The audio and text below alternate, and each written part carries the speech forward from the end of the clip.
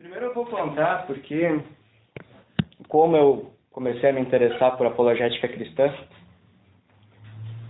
porque é um assunto que talvez seja estranho para a maioria, apologética cristã. Quando eu comento sobre isso na faculdade ou em outros ambientes, as pessoas acham que eu estou falando de alguma coisa de outro planeta, alguma coisa totalmente deslocada da realidade. A maioria das pessoas, de fato, acha estranho alguém se preocupar com apologética cristã, porque, na verdade, não se entra muito nesses méritos na nossa sociedade hoje, nem nas igrejas. Muitas vezes, nós vemos um desdém à defesa da fé nos ambientes cristãos. Isso é uma tristeza, né? Um dos sintomas da decadência da razão dos nossos dias. Eu me lembro com 12 anos, eu comecei cedo a me preocupar com isso, mas foi uma coisa muito natural. Talvez por eu ter crescido com um pai pastor e tendo um irmão mais velho também, 3 anos mais velho que eu, que já estava um pouco à frente nesse sentido, eu acabava vendo na biblioteca do meu pai alguns livros, A Morte da Razão, alguns livros de defesa de Jesus, né, a questão do Jesus histórico, o Cristianismo é a Melhor Resposta, uma série de livros da geração daquele pessoal que saiu do movimento hippie, com grandes questões sobre a humanidade, se converteram e resolveram, então, dentro do cristianismo, procurar essas respostas. Mais ou menos na década de 70, houve uma grande leva de produção apologética aqui no Brasil, né? Meu pai me comenta bastante.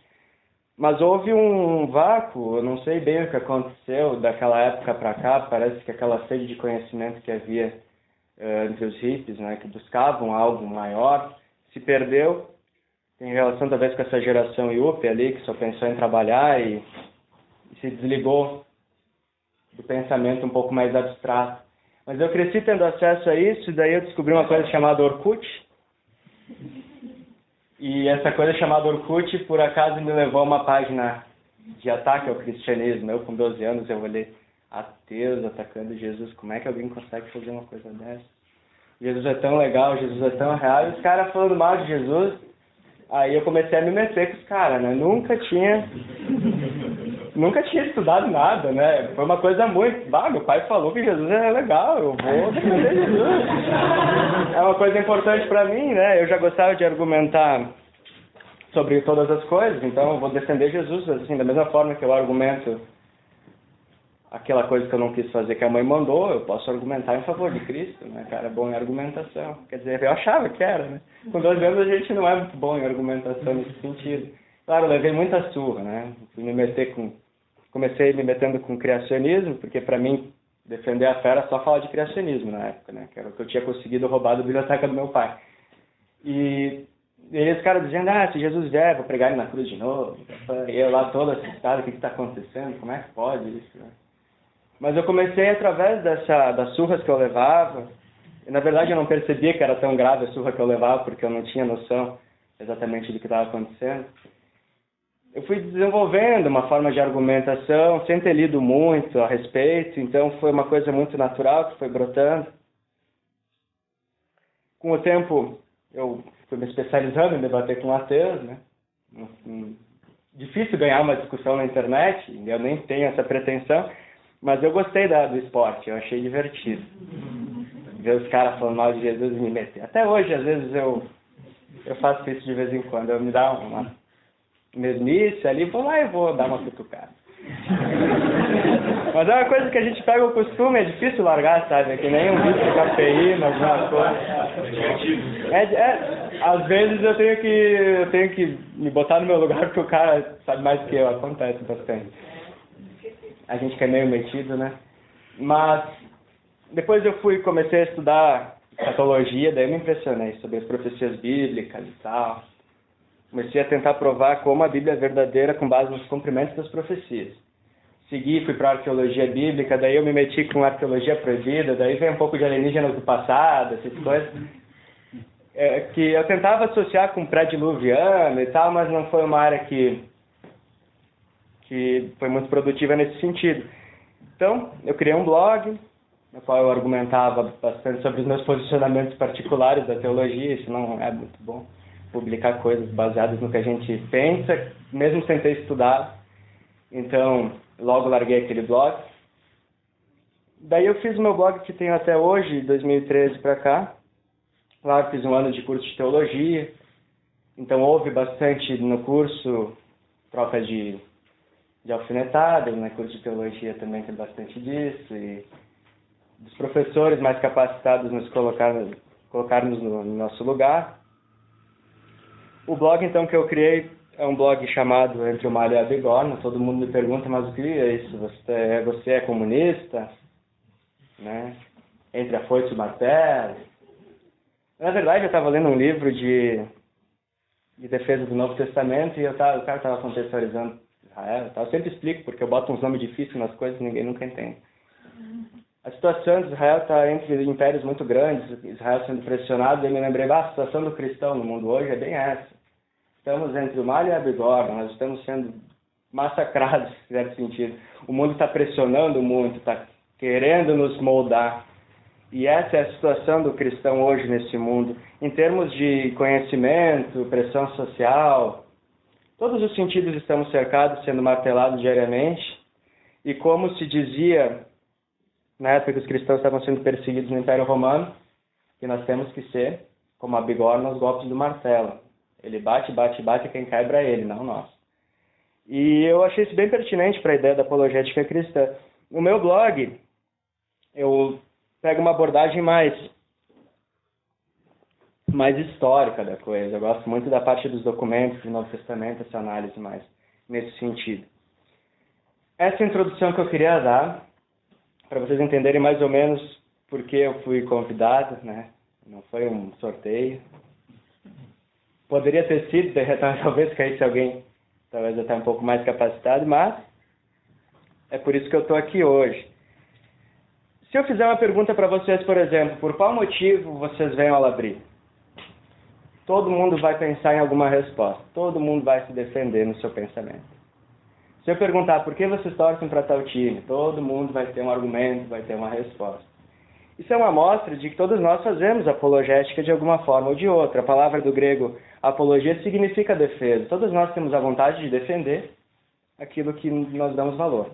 E se nós amamos aquilo que nós acreditamos, aquilo que nós introjetamos para a nossa vida, a tendência é de defender esse posicionamento. Vocês podem pensar em várias situações do dia a dia nas quais é necessário haver essa defesa, haver essa argumentação, como eu comentei quando a minha mãe me cobrava de algo que eu desobedecia. Eu amava desobedecer em relação àquilo, então eu tinha um argumento. Era a minha apologética com relação à minha desobediência. Mas a apologética cristã ela tem um padrão diferente do que aquilo que a gente costuma nas defesas dos nossos pecados, etc. E tal. A apologética cristã ela segue um padrão bíblico, obviamente. 1 Pedro 3,15 é a base fundamental da apologética cristã e mostra como e por que a apologética é essencial na vida do cristão e ela vem instituída na igreja desde o começo. Antes, santificai ao Senhor Deus em vossos corações e estáis sempre preparados para responder com mansidão e temor a qualquer que vos pedir a razão da esperança que há em vós. Aqui nós temos alguns padrões de apologética e nós temos motivações de apologética. Estamos sempre preparados para responder aos questionamentos acerca do cristianismo. Por que tu acredita em Jesus? Por qual motivo tu acha que a Bíblia contém uma palavra inerrante de Deus?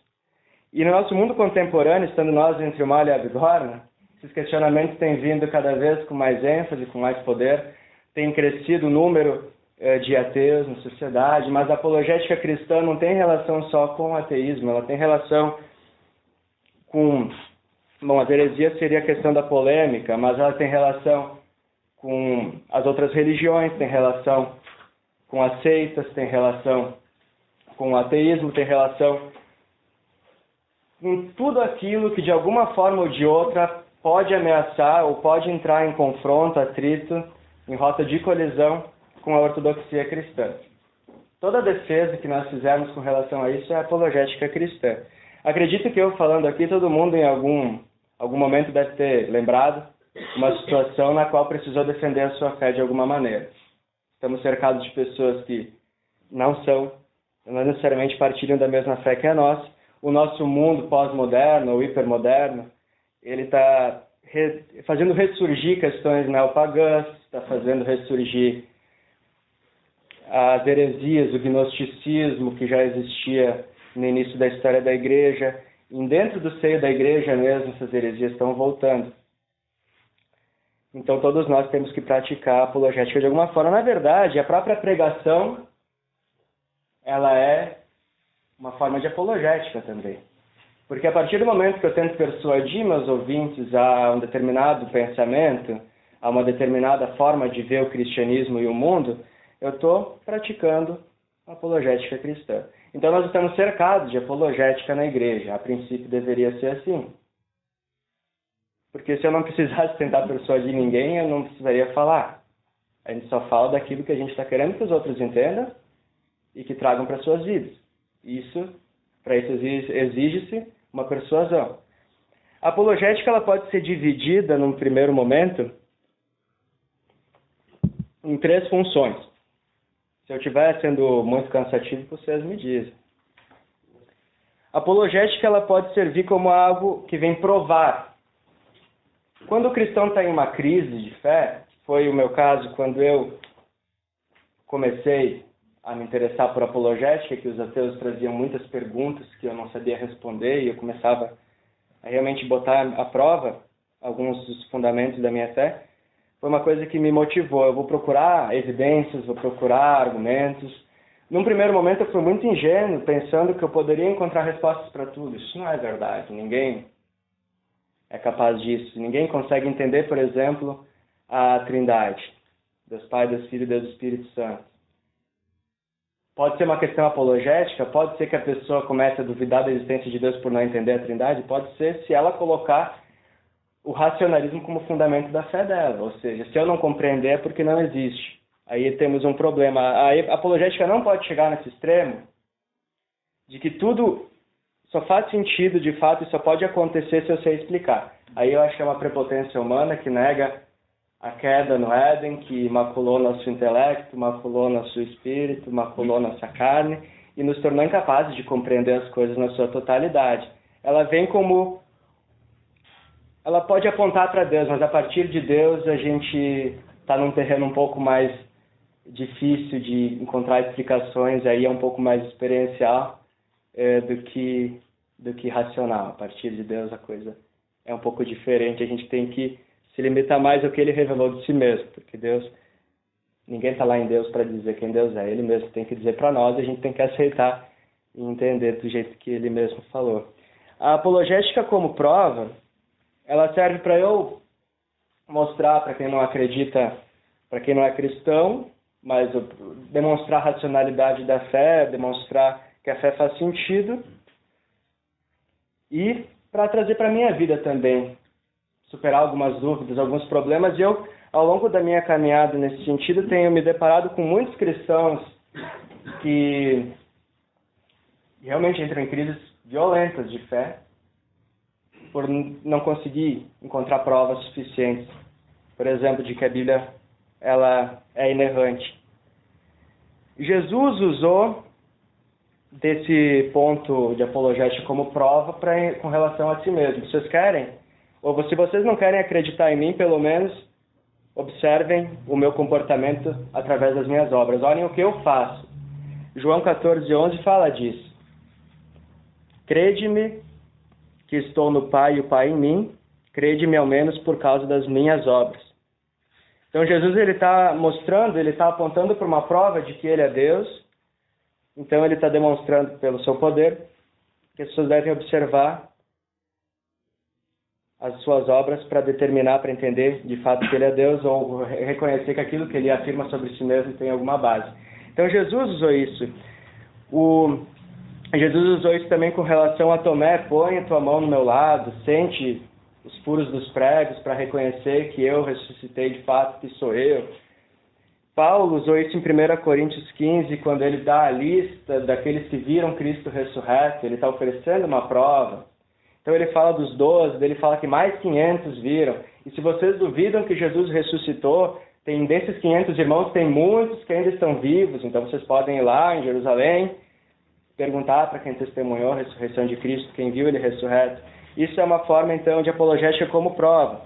Vocês querem algum exemplo mais atual de como fazer esse tipo de apologética? Seria mais ou menos como responder a seguinte questão, que já me foi levantada. O Novo Testamento é realmente digno de confiança? Para eu responder isso, eu vou levantar as seguintes provas. Comece pelo número de manuscritos, aí eu vou fazer um resumão. Existem em torno de 20 e 25 mil cópias antigas do Novo Testamento.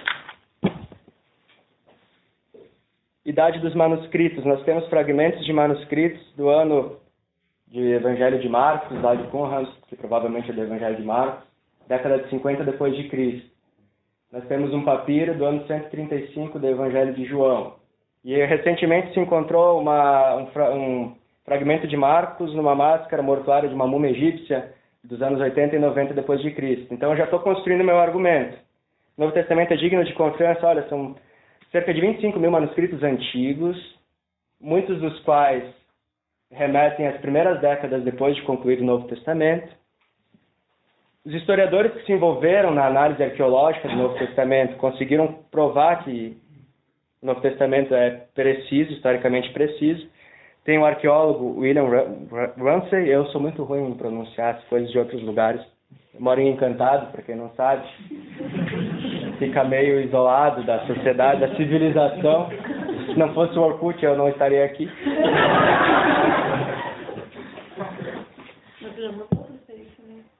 Sim, já migrei. Meus amigos que saíram de lá, eu não ia ficar sozinho. É que as coisas acontecem mais devagar lá de onde eu venho. Esse arqueólogo, ele tentou provar que Lucas estava errado, daí ele viajou o Mediterrâneo inteiro e daí ele teve que se converter a Jesus Cristo, em resumo. Precisão profética, olha só que interessante. 300 profecias messiânicas do Antigo Testamento se cumpriram em Jesus Cristo. É um número, a chance de acontecer com qualquer um da época é de 1 em um número com 125 zeros. Talvez seja mais zeros do que existem átomos no universo. Então, a Bíblia tem muitas chances de ter sido inspirada por Deus, né? Faz sentido. Precisando do texto, então, considerando a idade dos manuscritos e o número de manuscritos, é dito que é uma precisão acima de 99% de termos o Novo Testamento hoje idêntico ao original. Então eu estou fazendo um exercício com vocês de como eu posso responder a apologética como prova, levantar uma resposta a um questionamento. A apologética como defesa... Tudo que eu estou falando aqui tem fonte, tá? Não estou inventando nada. Se quiserem eu posso trazer, está tudo anotado aqui, mas não vou ficar falando dos livros todos que eu usei. Então aqui, inclusive, alguns, se alguém quiser olhar depois. Apologética como prova, então, uma base, assim, como provar que o Novo Testamento é digno de confiança, número de manuscritos, idade dos manuscritos, precisão profética, precisão histórica. Tem que dar uma coerência ali. Como defesa, então, eu vou me defender aos ataques que eu recebo como cristão. Aí foi aí que eu comecei, nesse sentido mais oficial. Eu comecei a levar bordoada dos caras. Jesus não dizia que era Deus, Jesus é isso, Jesus é assado. O Pentateuco foi escrito em um período muito longo de tempo, Moisés era analfabeto. E a apologética como defesa vem precisamente para responder aos questionamentos específicos dos incrédulos ou de quem teria algo muito contra o cristianismo. Aí teve um cara, por exemplo, que me disse que a Bíblia está errada porque Tiago 5,3 fala que o ouro enferruja. Mas o ouro não enferruja. Aí eu vou fazer esse tipo de defesa no seguinte sentido. Vou pegar um dicionário de grego, vou olhar o que é a palavra enferruja no grego, na época, não.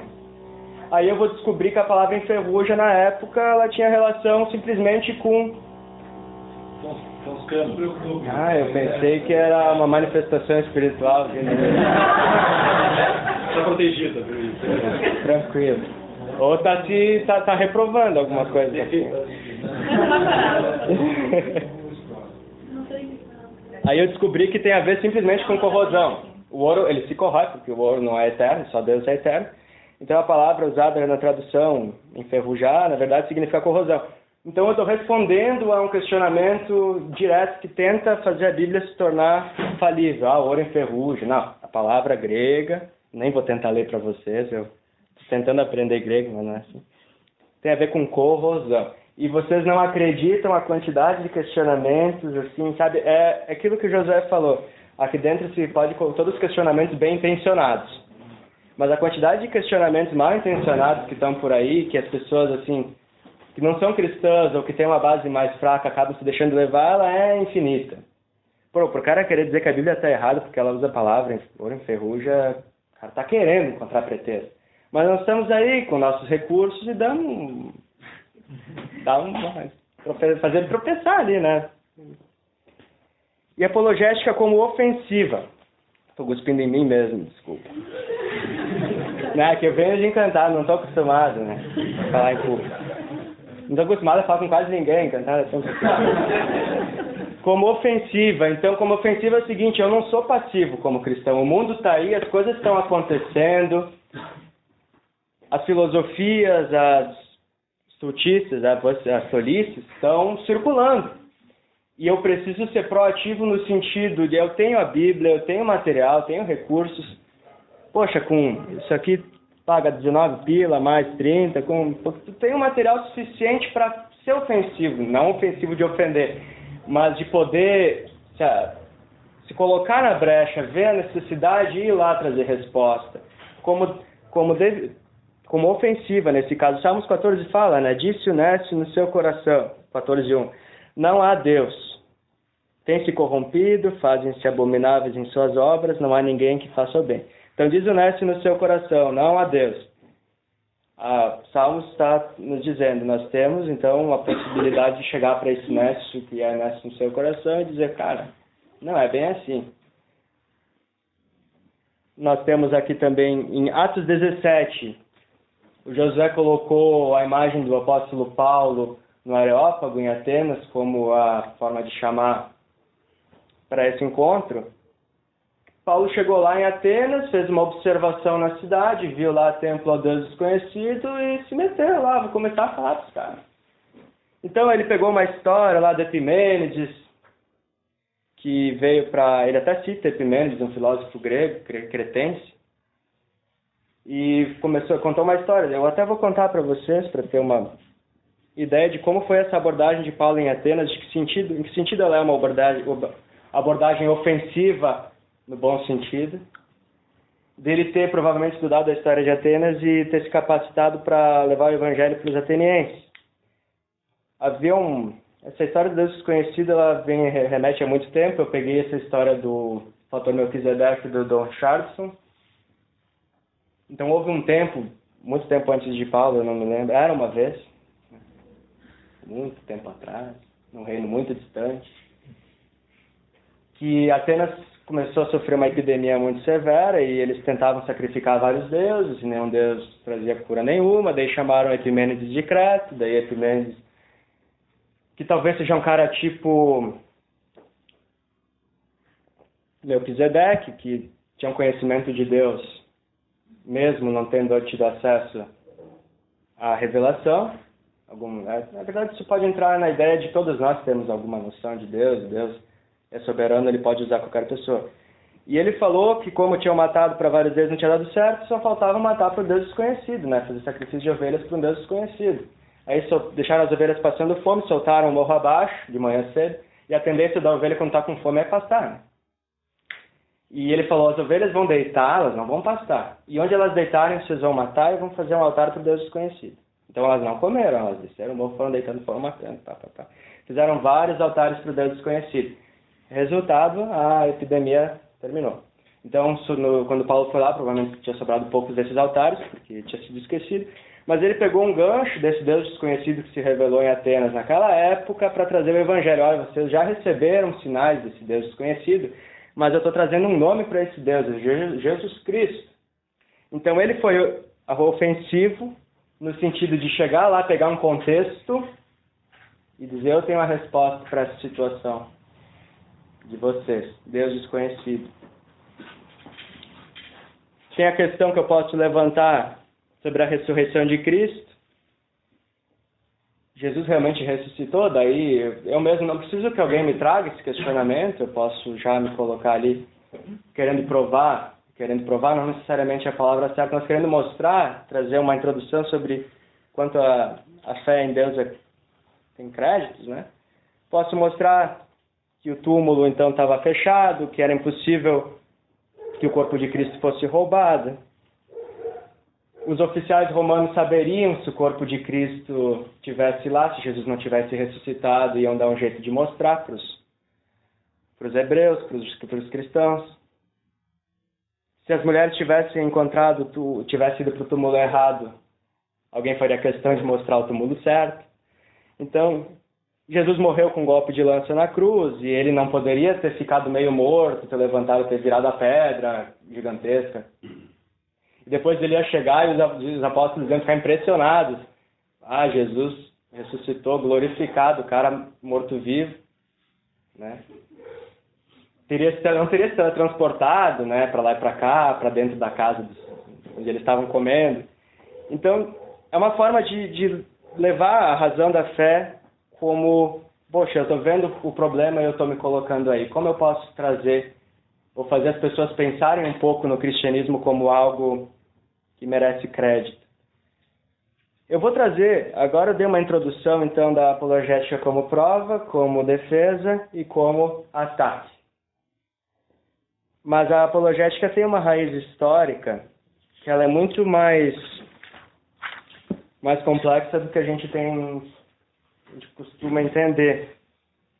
Ela não é algo que foi inventado há pouco tempo. A apologética cristã, como a gente leu em 1 Pedro, é algo que está instituído nas Escrituras. Em primeiro lugar, o cristianismo é diferente das religiões orientais ou das religiões de mistério que existiam no Império Romano, porque ele não se coloca como algo que acontece num outro plano, que é totalmente remoto, ou que aconteceu num passado que é inatingível. Ele não se coloca como algo totalmente abstrato. O cristianismo, baseado no judaísmo, vem com essa ideia: aconteceu e está acontecendo na história, em tal lugar. A introdução do Evangelho de Lucas fala muito disso, no início, no 15º ano, não sei o que, de Tibério, dá uma localização geográfica, ele está dizendo, vocês podem questionar, porque se eu estiver errado nos dados que eu estou oferecendo, o que eu estou falando não faz sentido. Então, o cristianismo é passível, desde o seu começo, de questionamento, e por ser passível de questionamento, ele também é passível de defesa. Então, ele se coloca como algo que pode ser verificável, não na sua totalidade, porque é impossível eu chegar lá em Deus, Deus, quero só ver se tu existe, queria tomar um cafezinho com Deus e tal.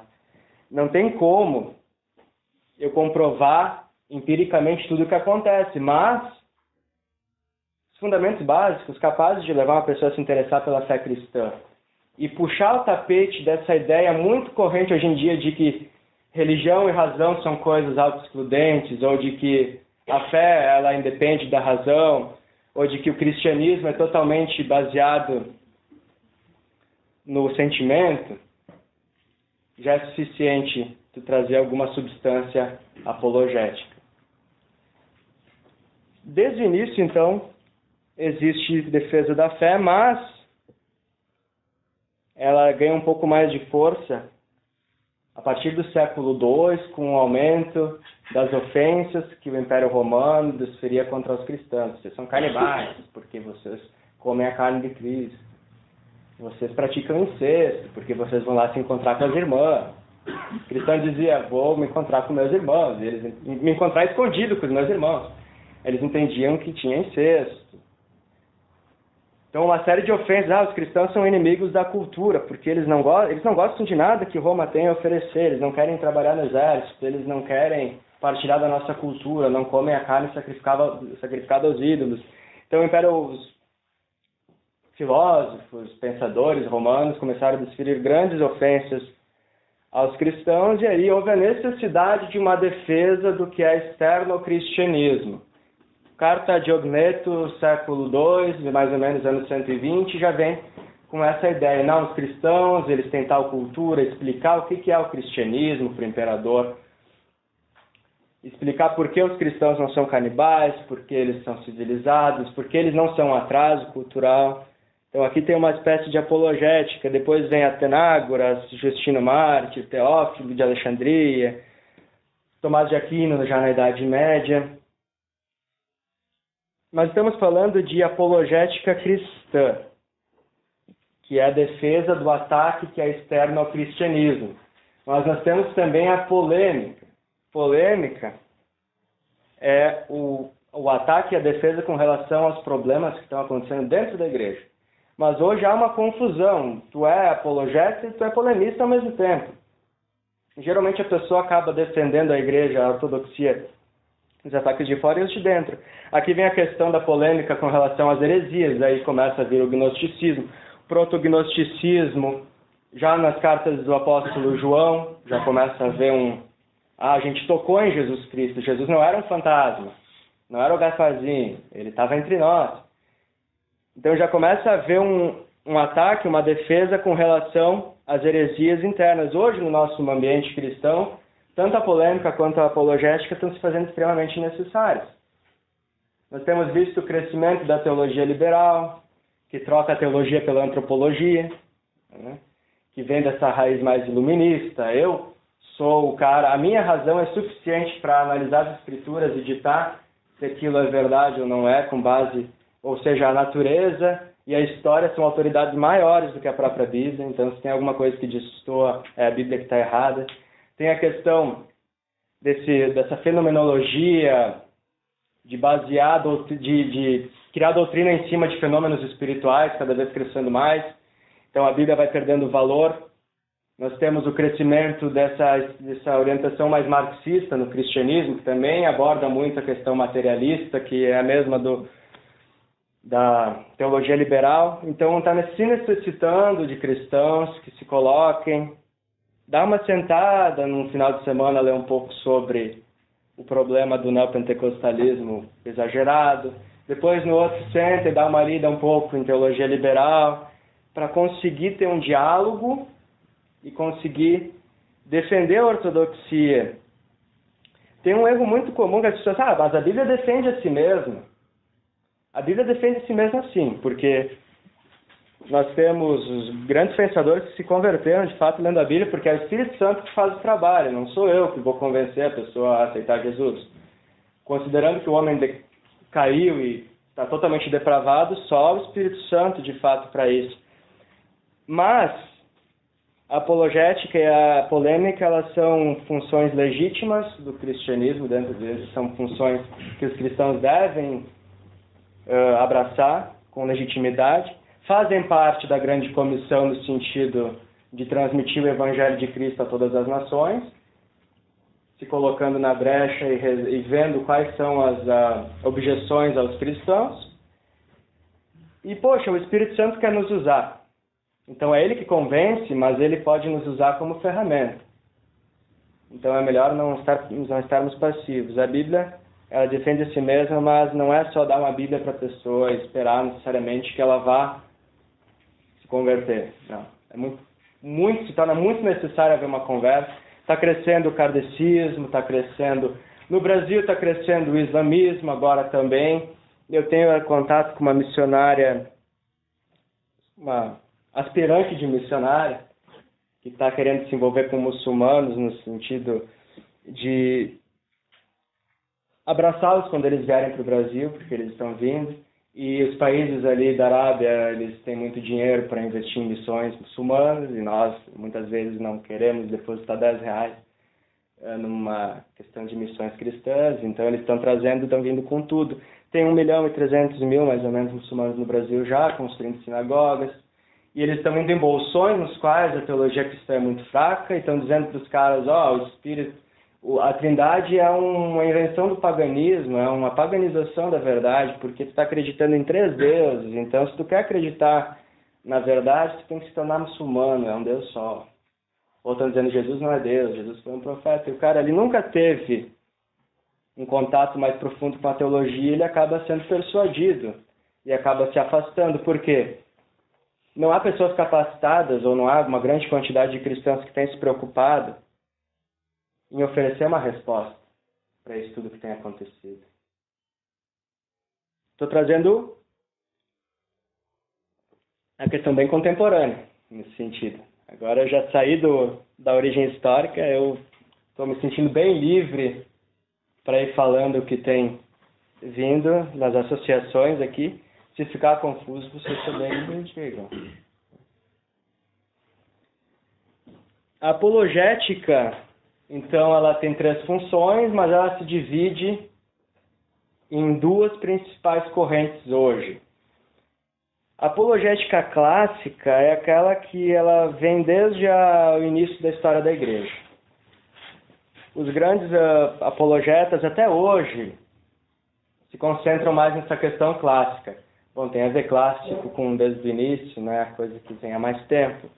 Que é a ideia de que existe um território neutro, que eu como cristão tenho que me posicionar, então eu meio que ignoro a soberania de Cristo e tal, finjo que eu estou no mesmo lugar que o cara também sai um pouquinho do seu território, nós vamos num ambiente neutro, e nesse ambiente tudo que nós conversarmos pode fazer sentido para nós dois. Aí vai haver um cabo de guerra para ver quem, a partir desse território neutro, consegue puxar o outro para a sua fé. Está entendendo? Então eu vou pegar um pressuposto científico. Eu e o ateu acreditamos que a ciência é uma coisa muito interessante. Então eu vou me deslocar um pouco das escrituras, eu vou começar com um pressuposto científico, ele também, e através disso nós vamos fazer um cabo de guerra para mostrar quem tem razão com relação à sua crença. Então, Deus não existe, mas eu posso provar que Deus existe, papapá, daí tem toda uma discussão nesse sentido, eu vou levantar evidências científicas, etc. Tem um problema aqui, o problema é que eu ignoro um pouco a ordenança bíblica de manter a soberania de Cristo e o senhorio de Cristo sobre tudo na minha vida, né? Então, sempre, inclusive quando eu vou defender a fé, eu devo partir do pressuposto de que Cristo tem que ser glorificado em tudo. Então, tem que haver uma desconfiança no sentido de tentar me colocar num território neutro. Até porque, como Cornélio Vantil falou ele é do século XIX, século XX, não existe neutralidade de verdade no ser humano. Todo mundo parte de pressupostos. Então ele propõe a apologética pressuposicional, que é: o racionalista vai partir de um pressuposto que não pode ser comprovado, que é que a razão constrói a base do conhecimento. Como ele vai provar racionalmente que a razão é a base de construção do conhecimento? Não tem como usar a razão para provar que ela é a base de construção do conhecimento. O cara que é mais cientificista, ele vai dizer que o método científico é a base de construção do conhecimento, porém ele parte de um pressuposto também, uma vez que eu não posso usar o método científico para provar o método científico. Então, todo mundo parte de pressupostos, e eu não tenho que ter vergonha de partir de um pressuposto também, que é o pressuposto bíblico. A apologética pressuposicional também considera que todos os seres humanos foram iluminados de alguma forma por Deus, porque são imagens e semelhanças de Deus na sua origem espiritual lá, do Éden e biológica, então carregam alguma coisa que remete a Deus, tem um conhecimento de moralidade que ele é fora da natureza, né? Ele é particular do ser humano, então foi inserido em nós por Deus. Eles têm acesso à criação de Deus, que ela é um apelo muito grande para a existência de Deus, e tem essa sede de sentido que os leva a, de uma certa forma, buscar Deus, não necessariamente na Bíblia, mas em diversas outras coisas. Então eu vou entender que existem pressupostos no outro indivíduo que combinam com os meus. Apesar dele superficialmente dizer que a razão é a base de todo conhecimento, no fundo, ele tem algo que o leva a falar de Deus.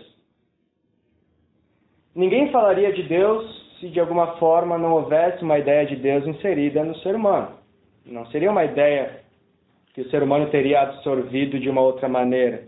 Então eu parto do pressuposto de que tanto eu quanto ele temos alguma noção de que Deus existe sim, e eu não preciso ter medo de partir de pressupostos bíblicos para entrar em contato com esse cara, eu não preciso sair da minha base bíblica para isso, para convencê-lo.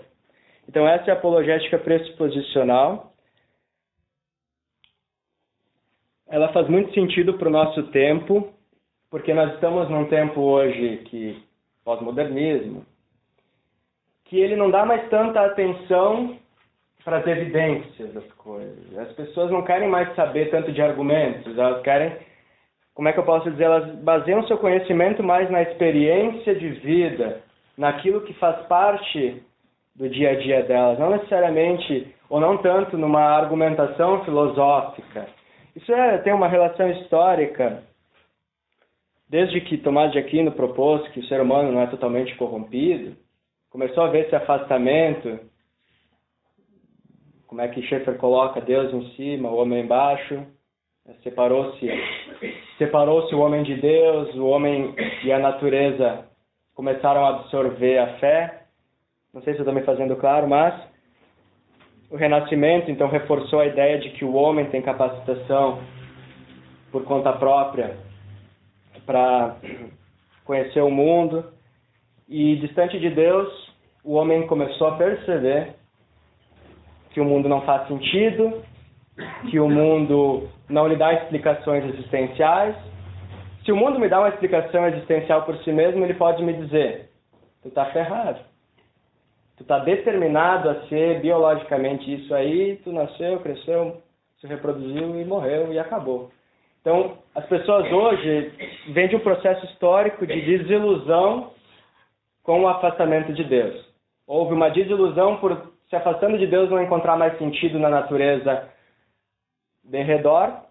Então há um afastamento também da razão, porque a razão, sem Deus, não conseguiu mostrar que a vida humana tem sentido.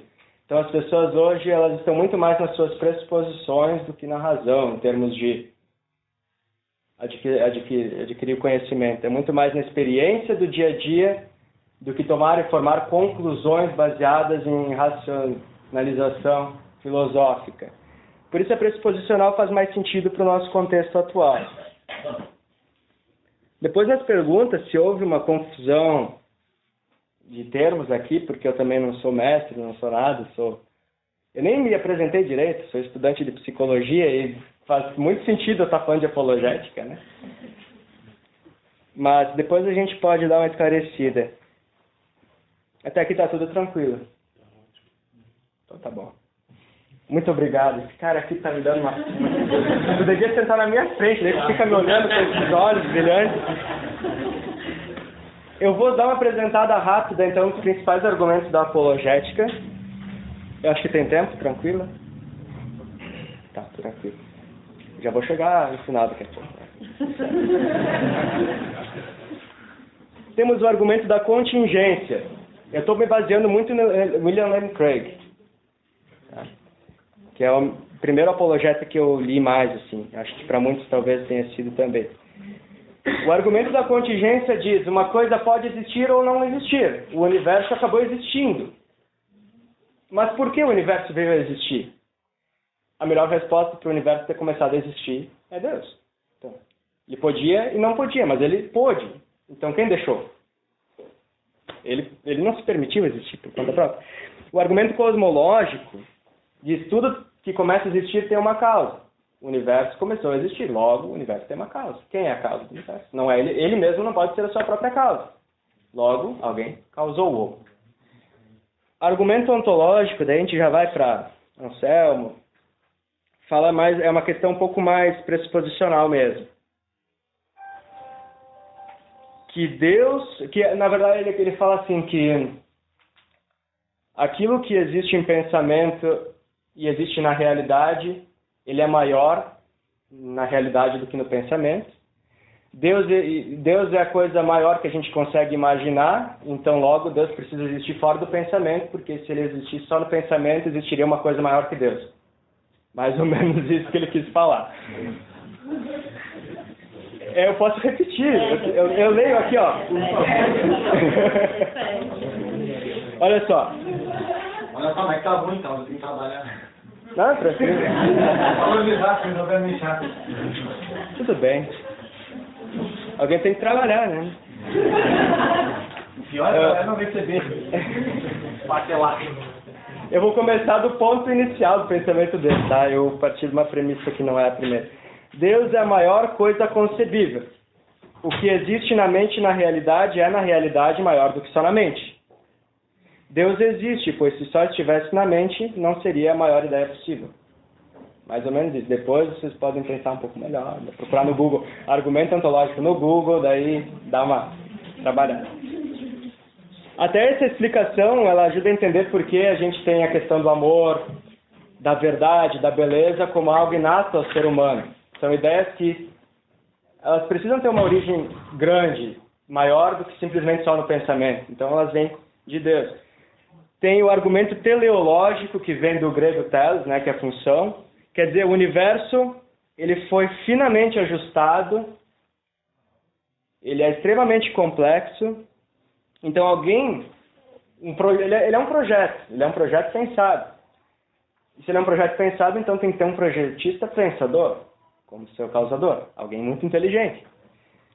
Temos o argumento antrópico, que tem a ver de antropos, tem a ver de homem, o argumento que diz que o universo foi projetado para possibilitar a vida humana.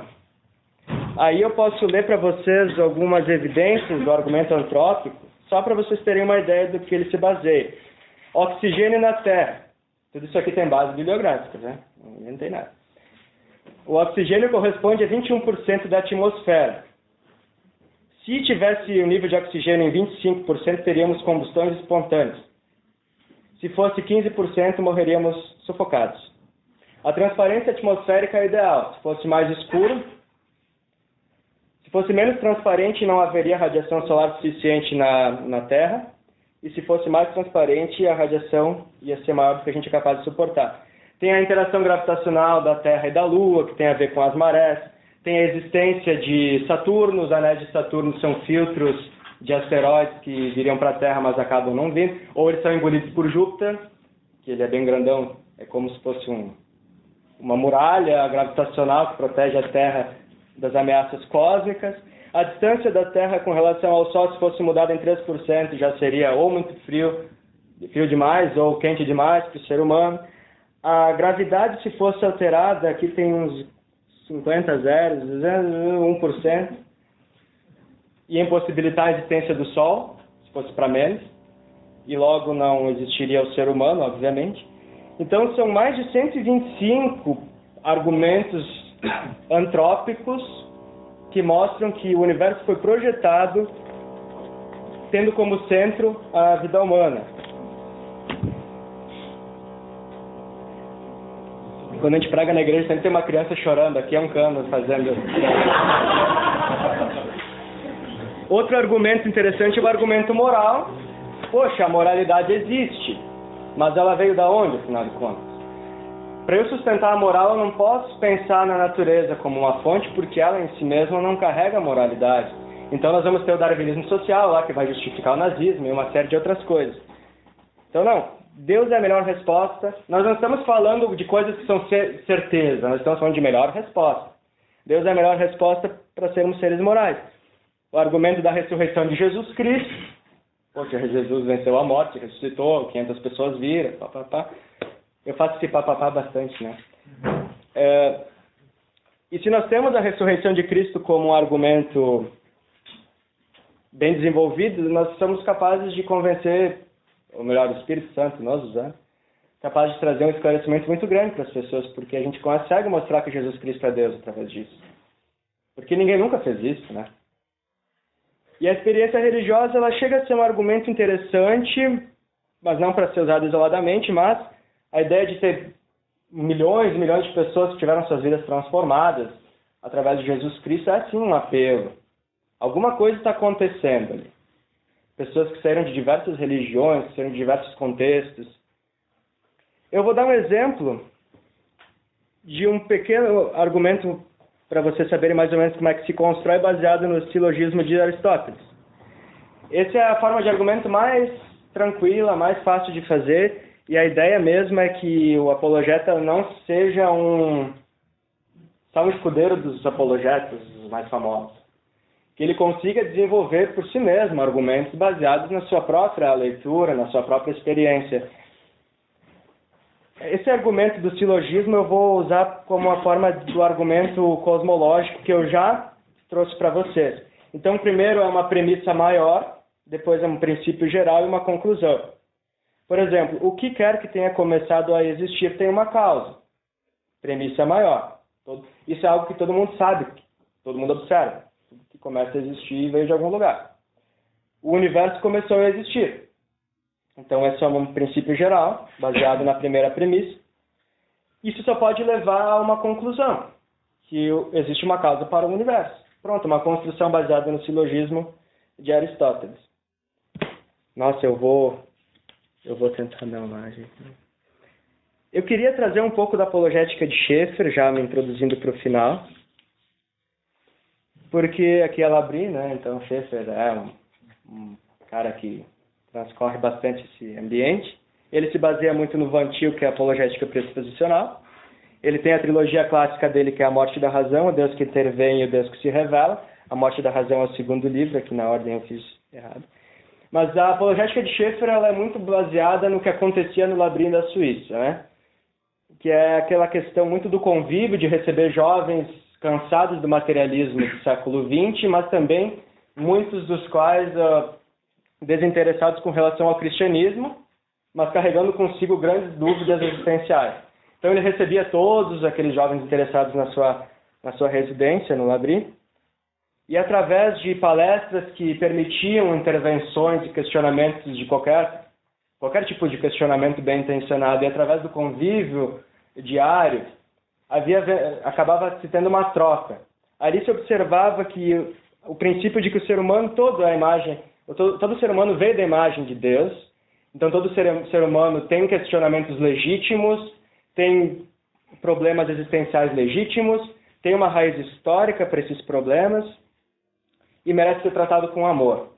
Então aqui entra a questão do evangelismo apologético. Eu vou sempre desejar levar Jesus através da minha abordagem apologética, porque eu não posso fazer aquele cara lamentar o fato de eu ser cristão. Tipo, ganhei o argumento e perdi a pessoa. Quer dizer, Deus acabou. Eu acabei não possibilitando essa pessoa de observar a fé. O Espírito Santo ele tem poder de convencimento e a gente não pode ser um empecilho para a obra de Deus, né? No sentido de colocar a vaidade humana muito à frente. Então Schaeffer tem essa ideia de repente eu debati com a pessoa num dia, mas no outro eu tenho que trabalhar com ela, então eu não posso criar um ambiente de briga, de intriga, de conflito de vaidades, mas de uma troca interessado mesmo no indivíduo, uma troca de ideias. A apologética de Schaeffer é muito baseada no que está descrito na Morte da Razão, que é a ideia de que há sim um desligamento histórico do homem com relação a Deus, um afastamento cada vez maior, e aquilo que eu já falei do homem não encontra mais o sentido para sua existência no mundo natural e ao mesmo tempo destituído de uma fé em Deus. E essa apologética então dá a base para tu abraçar a pessoa e tentar reintroduzir na vida dela através do Espírito Santo a ideia de que Deus está aí para oferecer a resposta existencial que ela precisa e para criar de novo essa sintonia entre a natureza e Deus, né? Trazer sentido para a natureza oferecendo Deus como resposta. Então, o motivo da apologética, como eu já falei para vocês, ele é evangelístico. Eu queria trazer um exemplo prático de como a apologética ela é útil no evangelismo, baseado no livro Procurando Alá, Encontrando Jesus, que é um livro que eu não li, mas eu encontrei na internet. Procurando Alá, Encontrando Jesus. É de Nabil Qureshi. Esses muçulmanos são engraçados. Ele conheceu um cristão na faculdade chamado David. E esse cara, David, ele tinha respostas muito interessantes para os pontos do islamismo que o muçulmano trazia como base de fé. E ao longo de 3 anos conversando com esse muçulmano, obviamente Deus se revelando em sonho e tendo a sua soberania bastante explícita, esse cara começou a perceber que, poxa, o cristianismo não é aquilo que dentro do islamismo eles trouxeram para ele, e ele é muito racional no sentido de que há explicações e argumentos para os seus fundamentos principais. O cara conseguiu mostrar que a Bíblia ela é confiável, conseguiu mostrar que Jesus existiu e ressuscitou, conseguiu apresentar essas coisas, e esse muçulmano acabou se convertendo, não pôde escapar. E ele escreveu, então hoje ele trabalha com Ravi Zacharias, que é um grande apologeta cristão, que ele saiu do hinduísmo, do ateísmo, e eu não me lembro agora se é ateísmo, mas tudo bem. E ele tem entrado muito em confronto com o neoateísmo hoje.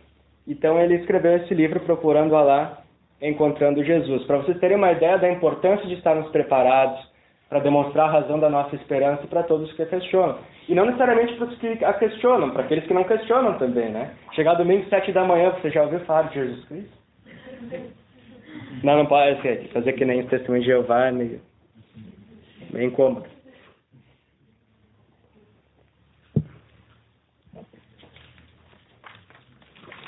Uma coisa importante na hora de fazer um debate que eu costumo ter sempre em mente é como eu vou construir meu argumento, tentar evitar deixar muitos furos, né? A gente nunca consegue ter um argumento perfeito, porque a gente é falho. Mas, por exemplo, eu tenho o interesse de derrubar uma alegação de que a divindade de Cristo foi definida no Concílio Niceno e Constantinopolitano do século IV. Como eu vou fazer isso? Primeira coisa que eu tenho que fazer para mostrar que a divindade de Cristo não foi estabelecida no século IV é provar que Cristo era adorado como Deus desde o início da era cristã. Então eu vou trazer a evidência neotestamentária de versículos, eu vou trazer a ideia de que esses manuscritos esses versículos do Novo Testamento são baseados em manuscritos que remetem a um tempo muito antigo. Eu vou trazer, então, essa datação, vou trazer a ideia de que existem muitos manuscritos antigos do Novo Testamento. Vou apresentar dizeres dos pais apostólicos defendendo a divindade de Cristo. Quem são os pais apostólicos? São os grandes primeiros pregadores e teólogos da história da igreja, que existem desde o século II em diante. Vou trazer o testemunho de não cristãos da época do início da história da igreja. Por exemplo, há vários não cristãos que diziam lá no século II que os cristãos adoravam a Cristo como Deus. E se os não cristãos diziam isso, quer dizer que os cristãos muito mais faziam, né? Então eu estou começando a mostrar, através de uma série de evidências, que de fato Cristo não foi algo inventado por Constantino, mas algo que já existia, alguém que existiu de fato e foi adorado como Deus desde o começo. Então eu vou mostrar que o próprio Cristo, no Novo Testamento, se coloca e se posiciona como Deus. É bom tomar cuidado com as falácias quando a gente vai conversar com alguém que confronta o cristianismo. Então cuidado com a ideia de ofensas pessoais, ou de dizer que a pessoa, porque ela não tem uma formação acadêmica adequada, ela não tem autoridade para falar. Tem que tomar cuidado com o nariz de palhaço, que é a ideia de desviar o assunto para outra coisa. Então, eu estou falando, por exemplo, eu vou usar um exemplo do que aconteceu há pouco tempo. O cara disse que a Bíblia tinha 400 mil erros. Aí eu pensei, não pode ser verdade. Na verdade, eu falei, cara, tu está errado, não é a Bíblia. Primeiramente, é o Novo Testamento, que tem 400 mil variantes. Aí o cara já, mas o Pentateuco foi escrito por... Não vamos desviar o assunto, vamos manter no assunto. Aí eu fui mostrando que a variante não é erro, a variante é porque existem 6 mil quase manuscritos antigos do Novo Testamento, então existem várias palavras que divergem de um manuscrito para o outro. Não quer dizer que seja errado, é que às vezes no tradutor do manuscrito ele cometeu um pequeno deslize, eles ficavam escrevendo às vezes muitas horas e acabavam meio que dormindo em cima do papel lá e acabavam fazendo uma bobagem. Mas se tu conseguir comparar todos esses quase 6 mil manuscritos, agora está em torno de 5.800 mais ou menos, os gregos do Novo Testamento, a chance de encontrar o texto original do Novo Testamento é maior que 99%. Então eu mostrei para ele que esses 400 mil variantes do Novo Testamento não caracterizavam um problema. Na verdade, era um resultado de uma dádiva muito espetacular que o Novo Testamento tem, que são quase 6 mil manuscritos antigos para consolidar o texto original, através da comparação e da crítica textual. Então ele sempre estava tentando desviar o assunto. Eu argumentava no sentido de querer solucionar essa questão, e ele vinha, mas Deus é um Deus primitivo, da era do bronze, ele mandava matar pessoas, mas eu não ia responder todos os questionamentos dele naquele momento. Ele estava desviando do assunto principal para que ele não chegasse a uma resolução incômoda para ele.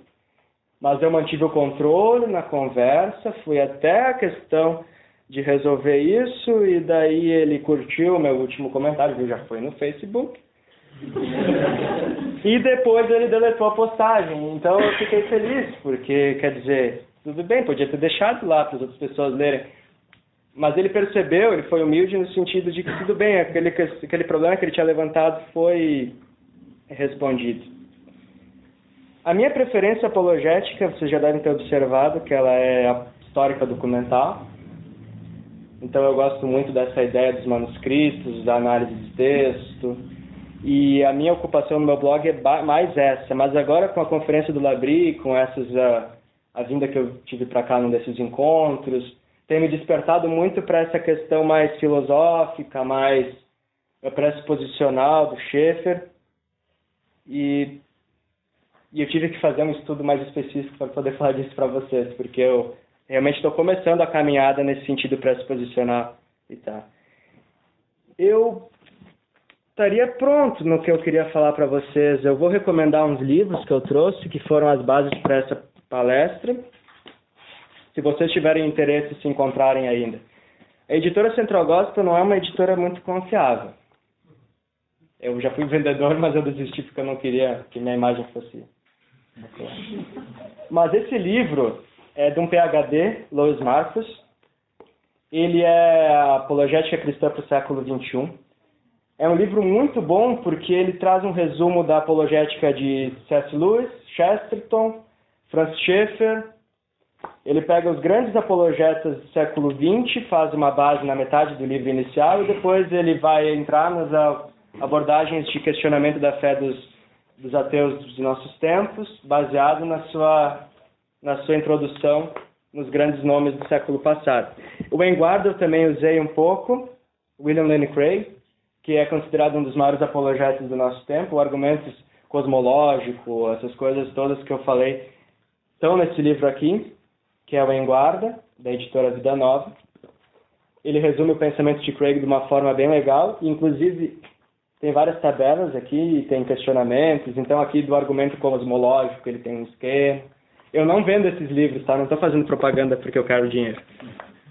E para quem quer a pressuposicional é a Apologética para a Glória de Deus, de John Frame, da editora Cultura Cristã, que eu acho que é bem importante também, bem interessante. Não sei agora, eu levanto o espaço para algum questionamento. Não façam perguntas muito difíceis. Né? Oi. Bom, em primeiro lugar, eu gostei da palestra. Em segundo lugar, eu tenho duas perguntas.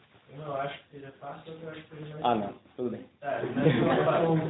A primeira é outras religiões têm apologética também? Tem. Os muçulmanos têm apologética desde o começo, quando eles entraram em conflito com os cristãos lá na Idade Média, eles já levaram apologética. Eles usavam mais Aristóteles e os cristãos usavam mais Platão. Então eles carregavam esse conflito, iam tentando provar que o outro estava certo. E houve muitos debates de cristãos e muçulmanos desde o início. E hoje tem apologetas muçulmanos circulando por aí. Inclusive tem cristãos sendo bem humilhados pelos muçulmanos. A segunda pergunta, você falou em pré-diluvianos, em teologia, teologia. Eu queria saber se você estudou tudo isso, tem alguma opinião sobre o Gênesis 6, tu acha que nesse livro, aquela história... Sempre que eu pego uma tradução, desculpa interromper a pergunta, já estou empolgado. Comecei com 12 anos, né? Uma coisa que me lembra a infância, sabe? Faz muito tempo, né? 10 anos. Eu sempre que pego uma tradução e eu vou comprar uma tradução nova da Bíblia, eu sempre abro em Gênesis 6, para ver se ele fala, um comentário, né, uma Bíblia de estudo, para ver se ele fala que é gigante ou não, porque eu sempre gosto mais do que fala que é gigante. Os Nefilim são...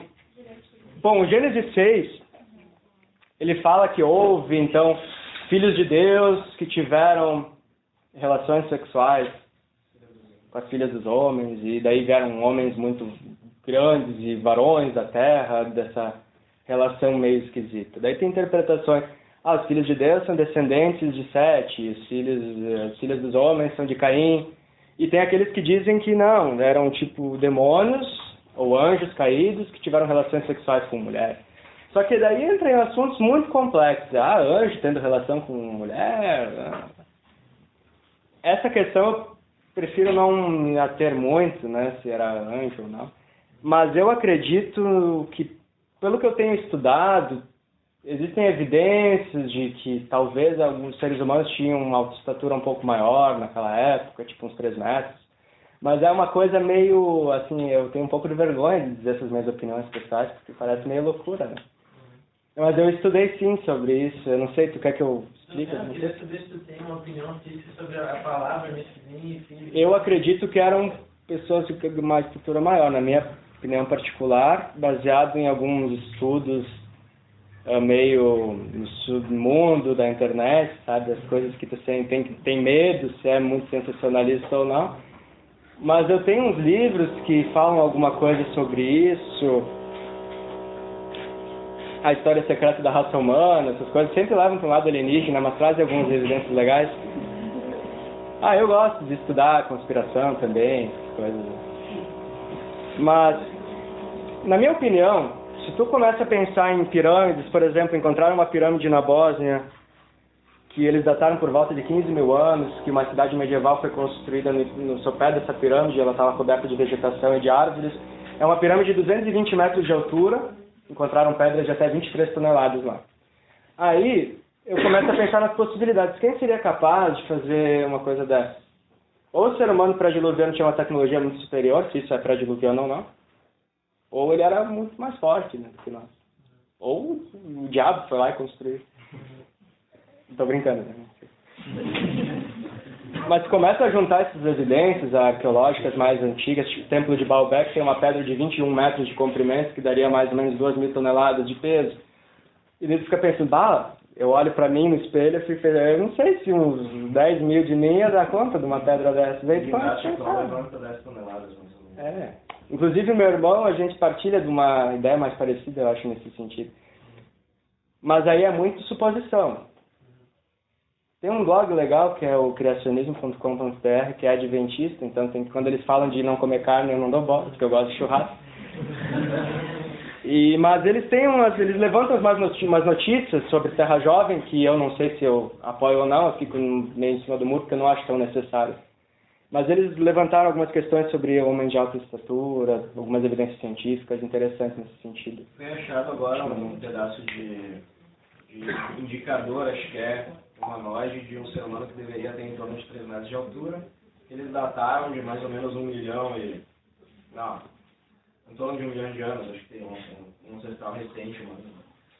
Agora, a questão das datações, ela já está bem complicada no meio científico também, porque tem muita coisa fora do lugar, muito fóssil fora da camada.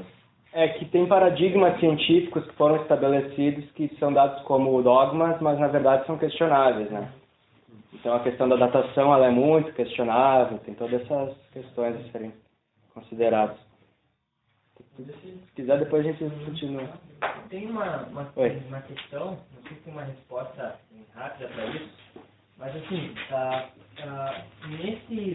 no contexto atual do Brasil, uma coisa que eu percebo muito é que a estratégia de questionamento da fé vem mudando. Antigamente a gente ouvia muito falar assim, será que Deus existe? Vamos tentar confrontar argumento científico com a fé. Uhum. E hoje eu percebo que a estratégia está mudando no seguinte sentido.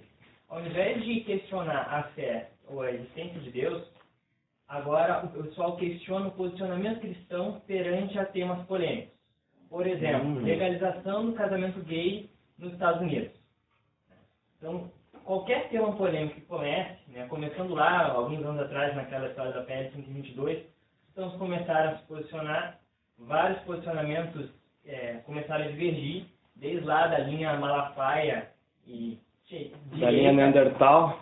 Até outra linha assim, de cristã mais liberal que, ok, o cara casamento gay, ok, não vamos posicionar contra isso, nem vou dizer que é errado, enfim.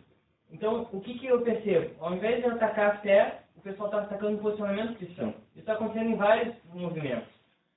Em relação à homofobia e tudo mais, hoje alguém dizer que casamento gay é errado é considerado homofobia, porque o pessoal está fazendo com que haja essa polarização. Certo. Né? Então, outro vai se posicionar para a extrema-direita, vai dizer que tudo está errado e vai ser chamado de Bolsonaro. ou tu vai posicionar para a esquerda e os caras que são Bolsonaro vão te achar louco, vão dizer para ti, cara, tu não te posiciona. Uhum. E assim, como é que fica o papel da apologética nesse contexto? Porque é muito difícil tu se posicionar sem ser taxado de um lado do outro. Tá. Para começar, foi muito bom esse questionamento. O que tem mudado hoje em dia é que nós estamos vendo uma sociedade afetiva, que vem de uma questão da morte da razão. Então, o que vale hoje é mais o que tu sente do que aquilo que tu pensa. Então, tu é obrigado, ao politicamente correto, ele te coloca isso. Tu não é mais só obrigado a fazer alguma coisa, tu é obrigado a sentir também. Então, se tu não sente amor por aquilo lá, amor no sentido afetivo, tu é desprezado, tu é jogado no lixo. Se tu não demonstra que tu ama de paixão o movimento homossexual, quer dizer que tu é homofóbico. Então, nós estamos numa sociedade muito emotiva. Ela é mais baseada no posicionamento, na forma como eu me coloco, até mais do que na forma como eu aplico o meu argumento. O Malafaia tem esse problema, porque além dele discordar da ordem vigente das coisas, ele se coloca como eu falei, um Neandertal. Assim, ele está andando de cavalo, como eu vi hoje no carro, numa loja de porcelana. Ele está indo bem grosso, sabe? Metendo a paulada. E as pessoas, só de ver o comportamento, já repelem, porque as pessoas estão mais emotivas hoje do que umas décadas atrás. Não que o que ele está falando necessariamente é errado, mas a forma como ele está abordando, sim, não é adequada para o nosso tempo. Mas aí nós temos os liberais, nós temos os mais progressistas no outro extremo. Nós não vamos falar desses assuntos polêmicos, nós vamos abraçar, nós vamos amar, e pelo amor a gente convence essa pessoa. Daí acaba se vendendo para o Estado, acaba se vendendo para a política, porque quer mais influência. Nós temos visto isso acontecer bastante. O cristão, ele não pode, na minha opinião, biblicamente falando, colocar sua vaidade em primeiro lugar. Logo, ele tem que controlar os seus instintos agressivos com relação aos que discordam dele. A forma como tudo bem que eu no Facebook, a grande parte do que eu faço de apologética é a internet, então o Facebook faz parte de divulgação. Eu tenho me portado lá no Facebook e na faculdade de psicologia, porque psicologia é o antro da afetividade, né? Então tudo é afetivo, Mas eu tenho me portado de uma forma que eu não sou agressivo na minha abordagem. Eu demonstro que eu me preocupei em saber sobre o que ele está falando. Eu não estou sendo só reativo. Eu não estou vivendo de causa e efeito, ele falou e eu já meto. Na verdade, eu estou mostrando que eu já estudei sobre aquilo, que eu me preocupei com o que ele pensa, e eu, de uma forma respeitosa, estou levando uma resposta construída, bem pensada, com alguma base. Eu troco algumas palavras por outras, ao invés de levar palavras que eles vão se ofender, às vezes eu coloco umas palavras um pouco mais lapidadas, porque a ideia é aquilo que eu estou transmitindo. Se a forma for ajudar a ser mais receptivo, eu sou. Só que eu não vou querer que passem a mão na minha cabeça, então eu não vou me omitir como apologeta, né?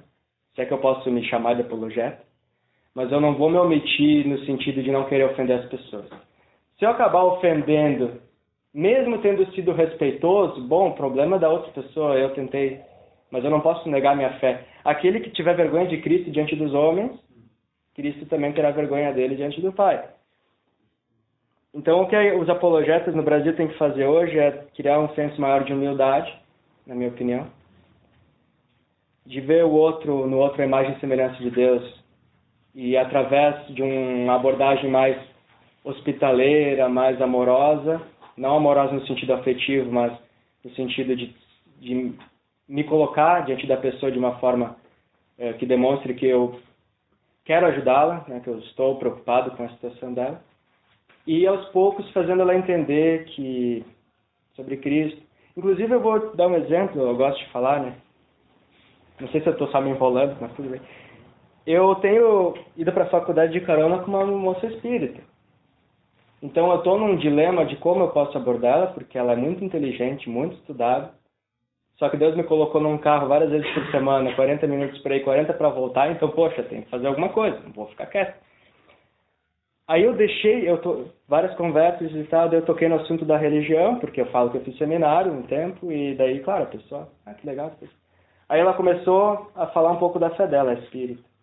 Aí, por exemplo, eu deixei uma viagem inteira ela explicando tudo que ela queria do espiritismo. E eu fazendo perguntas e levantando alguns questionamentos. Ah, mas isso que tu me falou mostra que vocês não acreditam que Jesus é Deus, né? Ah, mas nós acreditamos na Trindade. A Bíblia, pela forma como eu tenho estudado e a história da igreja tem demonstrado, ela aborda a questão da Trindade. Fui levantar, mas deixei ela falar. Mostrei que eu estou interessado em saber. E que eu já li alguma coisa sobre aquilo. E vou deixar ela falar um pouco mais. Eu tenho que pegar carona no carro várias vezes. E daí eu falei para ela, então, já que tu falou um monte sobre a tua fé, na próxima vez eu vou falar sobre a minha, então. Ah, então ela teve que aceitar, né? Eu fui obrigado a ouvir ela falar 40 minutos para ir, 40 para voltar, então agora eu falo. Então agora eu estou me preparando, estou lendo uns livros também, né? O Espiritismo segundo Jesus Cristo, umas refutações interessantes. Mas tem que ser mais ou menos nesse sentido hoje. Abordagem pelo relacionamento, principalmente. E na internet de uma maneira um pouco respeitosa, que faça as pessoas pensarem. Eu posso me dar um... Deve. Eu tenho pensado bastante nesse assunto por causa dos meus contatos de relacionamento, né? E uma coisa que eu acho que também é evidente hoje é que esse tipo de discurso que o amigo citou aqui, ele acaba batendo de frente com aquilo que a apologética esteve acostumada a fazer durante toda a história da construção apologética dentro do cristianismo, né? E foi sempre em responder aquela questão do que é verdade, né? Ou de trabalhar essa questão com opositores da fé e tal. E agora a gente não está mais discutindo tanto o que é verdade, mas o que as pessoas querem que seja verdade. Parece que existe uma competição de quais religiões vão ter o discurso mais bonito, mais agradável, assim, para entrar naquela lista ecumênica que pode continuar para que o mundo viva a utopia que ele quer viver, sabe? Tu acaba contribuindo Agora, a questão é a seguinte, essas conversas elas acabam desembocando numa bifurcação ali, onde tu vai ter que perguntar para a pessoa se o que a gente está discutindo é uma busca pela verdade ou se o que a gente está discutindo é se isso bate com aquilo que tu quer que seja verdade, sabe? Por fazer sentido dentro dos teus pressupostos aí, do que faz sentido, moralmente ou não. É aquela questão da revolução da afetividade, justamente. Né? As pessoas estão procurando só argumentos para sustentar o que elas acreditam. O cristão, eu acho que assim, como envolvendo com a apologética, ele pode cair para o lado de tentar trazer um retorno àquele desejo pela verdade, de fato, sabe? Daqui a pouco alguém descobre que a homossexualidade, por exemplo, é cultural e não natal. Tá? Sei lá, que tipo de recepção uma notícia dessas teria? Pior imaginável. E realmente não tenho uma opinião formada sobre isso, mas é engraçado esse questionamento. Né? Por que tem assuntos tão proibidos hoje? Porque as pessoas estão interessadas em afago, sabe? Em conforto, não tanto mais naquele debate feroz que se tinha até pouco tempo, historicamente atrás, para decidir o que era a verdade. Então você vai ter que sentar com a pessoa e discutir questões morais, explicar, por exemplo, por que o que realmente é o pecado, né, e por que todo mundo carece da misericórdia de Deus, e que não interessa qual tipo da sujeira que tem no prato, né, a quantidade, a pia é a mesma para todo mundo, sabe? E que um pecado de um não é maior que o pecado de outro, todo mundo tem pecado, aquela coisa toda. Ou de tentar voltar com essa questão da sobriedade de querer saber o que é verdade de fato e mudar o foco dela, sabe? Mas a gente tem esse probleminha hoje. As pessoas não estão mais batendo nesse ponto que sempre foi o ponto da apologética. Tem um livro que eu li, que é o livro que fez o seu mundo, do Vishal Mangalwadi, que é um indiano. Ele coloca que os gregos começaram a decair no momento em que eles deixaram os céticos e os sofistas terem proeminência e, a partir disso, questionar a existência da verdade. Então, quando eles pararam de acreditar em uma verdade absoluta, a civilização começou a entrar em declínio, porque não havia mais no que se sustentar as crenças. E quem resgatou e quem preservou o conceito de verdade foram os cristãos. Eles resistiram a essa filosofia daquele tempo, salvaram os filósofos clássicos e fizeram a teologia cristã baseada na razão. E a razão e esse legado grego que nós temos hoje, esse legado de apologética, esse legado de teologia, vem da resistência desses cristãos ao pensamento grego na época. Hoje nosso papel é de manter firme essa ideia de que existe uma verdade e a Bíblia revela essa verdade e não de se deixar esmorecer pelas pressões do malho e da bigorna. Até o Schaeffer fala, né, que na ausência de universais, o que resta é o silêncio. Não tem o que dizer. Não tem mais o que dialogar. Tem só que fazer. Não tem mais o que acreditar, você só faz e vive, experimenta. Fica louco. Essa questão do que o colega colocou muito bem, assim, de que hoje nós somos confrontados com posicionamentos cristãos que geram alguma discussão. É bem interessante mesmo. Eu enfrento esses conflitos na academia, né, na pós-graduação, e agora eu tenho me posicionado ainda mais. Assim, né, no meu mestrado eu fui um pouco mais silencioso, e aí eu decidi assim, que agora no doutorado posso começar a me expor um pouco mais, né? E tenho feito isso. E assim, fazendo só um comentário sobre a minha experiência, pode até, se tem alguma discordância, fica à vontade. Primeiro, assim, entendo que muitos dos posicionamentos que são colocados hoje em discussão, e eu tive um debate com um professor, uma pequena discussão com um professor chileno essa semana, fui o único que estava discutindo com ele na sala, o pessoal pagou, acho que nem estava entendendo direito quem estava discutindo. E aí ele fazendo afirmações do tipo, olha, questão de gênero não tem, eu sou macho e a mulher é uma fêmea, e a questão de gênero é totalmente uma construção social, né? E aí todo mundo concorda, todo mundo em silêncio, aí eu fui começando, aí eu comecei a me assustar e tal.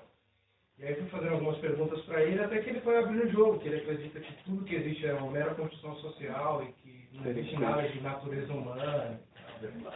E aí eu fui mais ou menos fazendo com que ele mesmo dissesse quais são as concepções de base dele, qual é o background dele para afirmar aquilo. Então, uma questão interessante é essa, a gente dar um passo atrás para compreender os posicionamentos hoje que se tem, para não apenas entendê-lo ali na sua forma, na sua expressão, mas sim todo o arcabouço filosófico que o sustenta, porque se a gente derrubar esse arcabouço filosófico, a sustentação dele também já era. Assim, né? Então é interessante pensar um aspecto os posicionamentos vêm de um determinado paradigma e a gente pode refutá-los através de uma refutação a esse paradigma de base.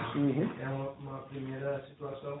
E, inclusive, ele foi bastante retórico, né, que é o Norman Geisler fala da estratégia do Papaléguas, né, que você joga contra a própria pessoa a afirmação dela. Né? Ele chegou numa hora e fez assim, não existe nada de ordem no mundo e tal. Aí ele chegou para um colega e falou, você acredita em ordem social? Eu falei, eu acredito. Aí ele falou, tá, então me mostra, então, onde está a ordem social? Está aqui, está ali? Eu falei, não conseguiu mostrar, né? E tal. Aí eu disse, eu acredito que não há nada de ordem social, né? Fez essa afirmação. Aí ele falou, mas a questão que se resolve é somente mudando a pergunta, não é saber se existe ou não, é saber como a ordem social funciona. Então tudo se resolve com como. Aí eu falei, professor, o senhor disse que perguntou para ele se existia, ele disse que não tinha, disse que sim, mas não tinha como provar. Você apenas reformulou a pergunta, mas ao reformular a pergunta, ela não dá base à sua afirmação negativa. Agora eu pergunto para você, mostre para nós que a ordem social não existe. Onde está essa negativa? Está aqui? Está ali? E ele não tinha como fazer isso. Exatamente. Aquela mesma questão, Deus não existe, mostra que Deus... Então tá bom, então me mostra que Deus não existe. Logo mais eu trabalho com a ideia que não... Tanto para crer que Deus existe, para crer que Deus não existe, eu preciso de fé. Só que lá ele acha que as evidências para o nosso lado são bem maiores, então a gente precisa ter menos fé do que um ateu. Né? Então é uma questão de ver o background.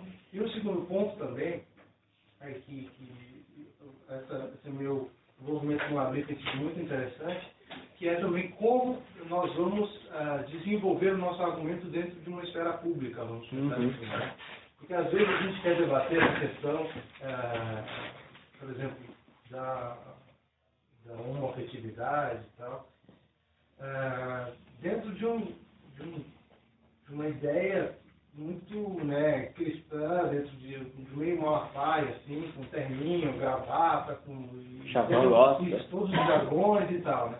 E não é. Então a gente tem que compreender esse cenário, fazer todo um processo de argumentação que encontre um sustentáculo numa esfera pública, mas que não precise estar todo o tempo dizendo, olha, nós estamos acreditando nisso, porque somos cristãos, evangélicos, praticantes. Não, a gente fazer um argumento que as pessoas que mesmo que não creiam no que a gente quer, vão falar, olha, é razoável isso. Que foi algo interessante, eu estou até pensando em desenvolver um artigo sobre isso, aquela ideia que no encontro no último encontro lá do Sul, né? A conferência, desculpa, foi colocado que a questão das festividades tem mudado, não apenas gerado a questão do reconhecimento das uniões homoafetivas, mas há uma tentativa de mudar o paradigma do conceito de família, e ser, para além de um vínculo moral, se transformar apenas em um processo de afetividade. Então essa é uma discussão importante, da gente colocar, não, temos que sustentar que o conceito de família ocidental é baseado, acima de tudo, em vínculos morais. E isso é uma discussão que dá para a gente fazer largamente e encontrar amplo respaldo de pessoas que acreditam nas mesmas coisas que a gente. Então, acho que é interessante também a gente pensar na esfera pública como desenvolver uma argumentação que encontre um certo aspecto de autossustentação, de que um cristão vai olhar e vai falar, olha, eu concordo com isso. Mas alguém pode não ser cristão e falar, olha, é razoável o que ele pensa, assim, e mesmo, sabe, não precisar ter toda aquela legitimidade prévia de, olha, eu sou cristão, então acredito. Não, olha o meu argumento, tem razoabilidade, é interessante, tem fundamentos históricos, uma leitura geral, então acho que isso é interessante se pensar também nesse ambiente da esfera pública, da academia. Né? Muito obrigado, doutor.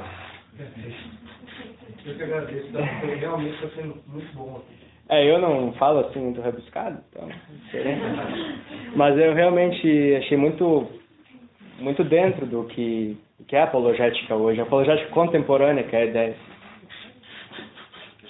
Tá tranquilo. Acho que o Daniel falou, acho que o primeiro ponto, Daniel, acho que fiquei pensando que essa ideia de levar, o Schaeffer vai dizer muito isso, de levar ao extremo. O suposto da pessoa com quem ele está debatendo ao seu extremo, né? Então ele vai demonstrar assim, quais são as últimas consequências dessa sua visão de mundo?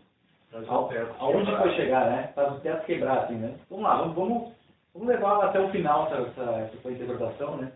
Tem até uma história que ele conta que ele estava num cruzeiro, num navio, né? De um lugar para outro na Europa, no Mediterrâneo, e ele estava numa noite lá, saiu para fora para olhar as estrelas e tal, e ele viu que tinha um casal ali próximo, ele gostava de conversar, né? Daí a menina saiu e começou a conversar com um rapaz, né? Com o marido. E ele descobriu que o cara era um ateu, e ele começou a conversar com ele, começaram na hora, né? Na hora ele começou a apologética dele ali. E daí tudo que ele fez foi fazer perguntas para esse cara. E o cara foi dizer, não, eu realmente não acredito que exista Deus. Daí o Schaeffer começou bom, se não acredita em Deus, não tem nenhuma categoria que seja universal, né? Como o Eduardo falou aqui, né? Então não pode existir verdade, por exemplo. O cara, não existe verdade mesmo. Daí o Schaeffer chegou ao ponto de dizer para ele, então não existe o amor, inclusive. E o cara, não existe universais, não existe Deus, não existe universais, o amor também não existe, né? Eu sei que tem toda uma história, um desenrolar, um bate-papo que rola ali, mas no final, digamos assim, o Schaeffer disse que ele orou depois pelo cara, mas ele disse, a última coisa que ele falou para ele foi, olha, hoje quando chegar no quarto ali com a tua esposa e ela disser para ti, eu te amo, lembra do teu argumento, na verdade é uma grande mentira, ela tá mentindo para ti, na verdade, né? Ela tava junto, né? Ela tinha saído. Ah, tá. Acho que ela não lembro agora. Eu ouvi um tempo lá. Mas de qualquer maneira, daí ele disse que o cara tá meio chocado, assim, né? Pensando naquilo. A ideia é essa, é fazer a pessoa refletir sobre o que é o fundamento, é isso que ele chamava de realidade. É chegar no ground da realidade. Porque eu começar a fazer perguntas. Demonstrar que a pessoa tem uma crise de realidade. Exatamente. Então ele tinha essa estratégia até de gerar crise na pessoa. Chega a um ponto assim, deixa ela mal mesmo, porque ela pensando, porque ele mesmo passou por um processo de crise, né? Não fala de alguma coisa de fora. E o cristão, por exemplo, qual é a coisa fundamental? O processo de culpa. Parece que toda a psicologia contemporânea, ela quer fazer o quê? Varrer a culpa do universo, né? Então, assim, você se realiza afetivamente negando qualquer dimensão da culpa. E o que a apologética cristã faz é jogar a culpa na nossa cara, né? Mostrar, por exemplo, a questão da moralidade. Tá, tu não acredita em Deus, então como é que vai sustentar um padrão moral? Se eu levar ao extremo essa tua posição, que nega a existência de uma moral objetiva, onde nós vamos chegar? O comunismo no século XX negou Deus, matou 100 milhões de pessoas. Mas sabe por quê? Porque se a gente chegar ao ponto de extrair a culpa da realidade, quando você diz para alguém, olha, Jesus perdoa os teus pecados. Só não entende. Pecados. Não sou culpado de nada, eu preciso de perdão. Não estou matando, não estou roubando. Então acho que a igreja, tem alguém que traz o exemplo, que a igreja muitas vezes diz, olha, Jesus é a resposta. Aí a pessoa fala, qual que é a pergunta? Por isso que é bom as perguntas. Exatamente, então o sujeito tem que chegar ao ponto de se questionar para poder responder. Senão você começa a responder perguntas que a pessoa nunca se fez. Uhum. Então por isso que acho que também a apologética pré-exposicional ela faz isso. Ela joga no chão da realidade para que os questionamentos apareçam. Ela vai, pelas perguntas, removendo muitas das pressuposições, mostrando para essa pessoa que ela está em contradições. Esse livro que... É Daniel, né? Como é que é esse nome dele? Daniel. Eu não tenho fé suficiente para ser ateu, né? Eu queria ter recomendado, tinha me esquecido. Ele é muito bom também. Mas é que nem eu estava falando do que eu tenho feito com a minha colega espírita. Deixa falar, aí eu vou pegando uns pontos ali, tá? Você não acredita que Jesus é Deus.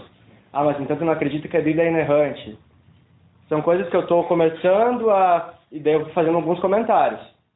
E daqui a pouco eu vou chegar com a munição toda e vou conversar com ela, baseado no que ela mesma falou, muitas vezes. Então eu não vou partir dos meus pressupostos só, eu vou partir dos dela, porque eu entendi o que ela tem a dizer. Mas pegando o gancho do Josué, que eu queria perguntar, uma coisa bem simples aqui.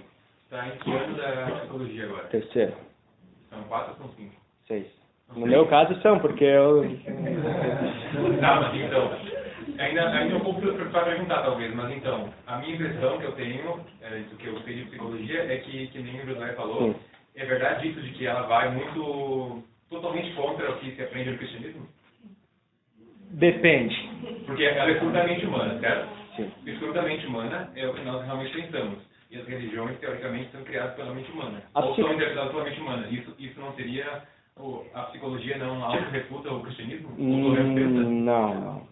Freud é um cara que teve um discípulo que foi muito crente em existências espirituais, não cristãs. Jung. Mas o Freud era ateu. Freud era muito mais pelo seu histórico de vida, de ter tido um pai judeu que negou ele, de ter visto na religião algo muito opressivo. Ele era muito mais contra a religião institucional da Alemanha, da época dele. Áustria não. Por aí, tudo a mesma coisa. Mas a produção dele é mais em alemão. Ele era muito mais contra o que estava institucionalizado em si do que a ideia de Deus como um todo. Tem um livro que eu estou querendo muito que é Freud em Favor de Deus, que a autora, analisa as bases dos textos de Freud e tenta mostrar que, na verdade, quem ele confrontava não era necessariamente o Deus que os cristãos defendem, mas o Deus que ele via no próprio pai, na relação familiar e na relação da sociedade ao redor. Mas tem o Viktor Frankl, que fala muito sobre Jesus Cristo. Ele tem a logoterapia, que é uma vertente da psicologia, que ele percebeu como a crença em Deus no Holocausto, dentro de um campo de concentração, era muito superior. Ela levava as pessoas a um comportamento muito mais adequado do que aqueles que não acreditavam em nada. Quem não acreditava em nada só faltava comer o fígado do outro para sobreviver até o último dia. Não, isso sim, mas aí seria um conforto mental ilusório. Mas eu digo assim, a psicologia em geral não tem nada a ver. Que nem dizem que ciência, antigamente dizia que ciência era oposta à religião. Agora você sabe que não tem nada a ver uma coisa com a outra. A pessoa pode ser cientista ateia ou pode ser cientista com a religião, né? Eu acho que a religião ela complementa a ciência. É como se os dois tomados juntos seriam a perfeição, né? Inclusive a ciência veio... Mas a psicologia não por causa da religião, né? Que inventou o método científico. Uhum. Mas tu acha que, em linhas gerais, a psicologia ela dá a entender que as religiões são frutos da mente humana? O problema da psicologia, essa questão da culpa, a terapia vem para tirar toda a culpa. Não justificar todos os comportamentos com alguma raiz, fez isso porque teve tal motivação, etc. e tal. Mas, se tu confronta um professor acadêmico com algumas das pressuposições que a gente trabalhou, eles não vão saber o que responder. Eles têm uma máxima, um paradigma de que a religião é fruto da mente humana, mas na hora que tu começa a demonstrar esses argumentos, que até saem um pouco da psicologia, que são os argumentos ontológicos, o argumento cosmológico, tu começa a mostrar que é possível casar as duas coisas e que existe uma pressuposição muito pseudocientífica de que a religião é fruto da mente humana. Inclusive, a moralidade não pode ser, se tu for a fundo na questão. A psicologia em si, ela pode servir sim como uma ferramenta de ataque à religião. Mas isso é porque ela tem seus sacerdotes que levam para esse lado. No meu caso, como cristão, eu estou trabalhando num outro sentido. Eu não estou comprando essa religião neopagã travestida de psicologia. Que o ideal seria, a psicologia é a arte de entender a mente humana, né? Que é a nossa mente feita por Deus, que é pecaminosa. Uhum. Então nós vamos tentar, no caso, a psicologia não é o suficiente, ela vai te ajudar a lidar com os teus erros e problemas e vai saber como solucionar as emoções e tal. Exato. Mas isso não é suficiente. O que complementa a psicologia e a mente por si só não se salva, né? É Deus, não é isso? Freud ele era um bom psicanalista, mas não era um bom filósofo, no sentido de começar a querer ponderar sobre a origem do Antigo Testamento, a origem de Deus. Não necessariamente ele tem boas argumentações com relação a isso. C.S. Lewis, no Cristianismo Puro e Simples, já traz algumas questões da psicanálise. Digamos que os próprios filósofos, até o Dostoiévski na literatura, né, trouxe muitos arquétipos para a psicologia e para a psiquiatria, eram cristãos, né? O Kierkegaard, por exemplo, em novembro a Maria Clara fez uma palestra, inclusive, a propaganda sobre Kierkegaard aqui, mas o Kierkegaard trazia vários, assim, muita gente usa na psicologia, tanto cristão como não cristão, que ele era esse cara que criticava a religião institucional, ele viu os problemas do luteranismo na Dinamarca no século XIX, que não significava que ele não acreditava em Deus, né? Ele criticava aquele modelo específico do Deus criado naquele contexto, né? Que era o Deus da tradição liberal luterana do século XIX. Em defesa de um outro paradigma, né? Chegar lá. Só uma coisa, é legal perceber como Freud ataca Deus com muita paixão e como se ele fosse uma pessoa. Deus fosse uma pessoa, ele briga com Deus. Então, em certo sentido, ele parece partir de um pressuposto. De que ele está confrontando alguma coisa real. Ele é revoltado, digamos. Ele é bem revoltado. Igual nisso. Pode falar. Eu faço psicologia. Aê. E eu estou no finalzinho. Então tu poderia responder melhor que eu. Só para complementar aqui, logo no início, desde o início, assim, quando eu fui para escolher psicologia, até fui pedir para uma pastora que era psicóloga para ver se podia, né, se cristão podia fazer psicologia, né, e desde o início eu senti bem no meu coração que era um propósito, né, de Deus para minha vida fazer psicologia.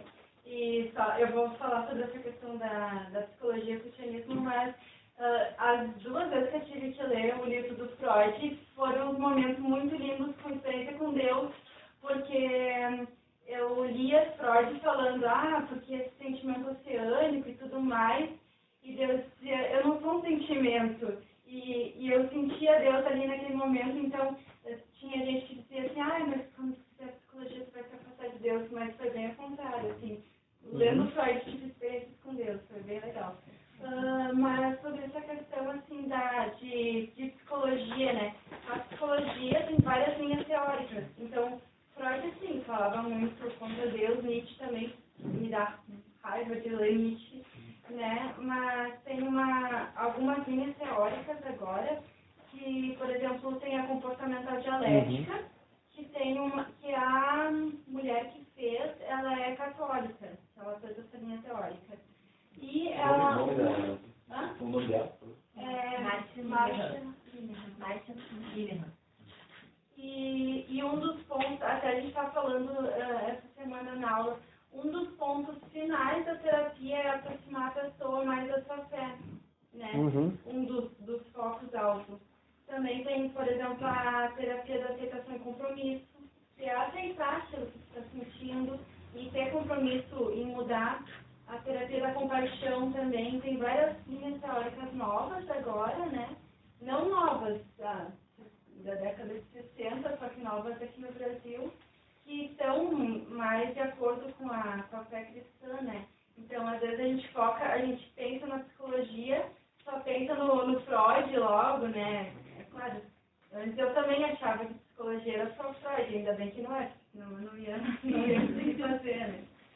Mas agora tem, e até assim, com princípios muito bonitos que aproximam a pessoa da fé. E até pensando assim de que quando, por exemplo, eu estudo essas linhas teóricas, eu me aproximo mais das questões cristãs também, porque não é divergente, é convergente, né? Até porque na origem a psicologia vem da filosofia e tem muitos teóricos cristãos que trouxeram bases filosóficas para a psicologia, né?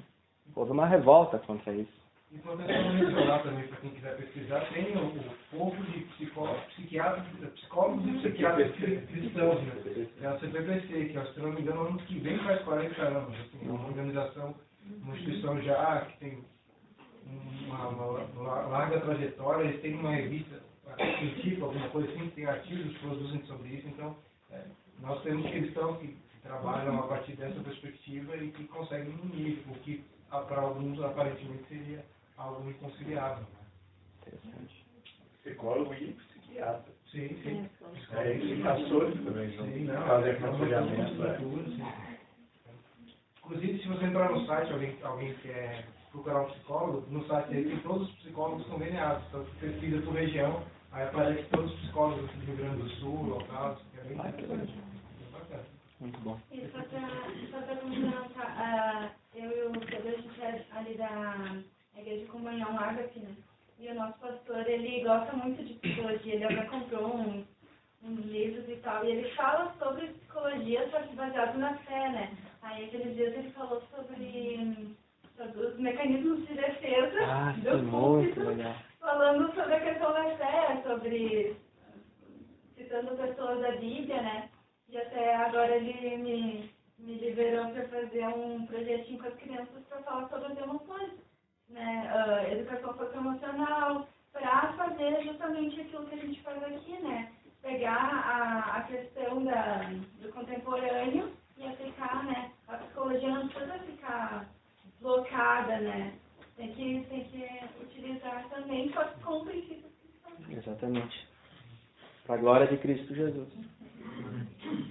O maior psicólogo que já existiu. Tem um livro sobre isso.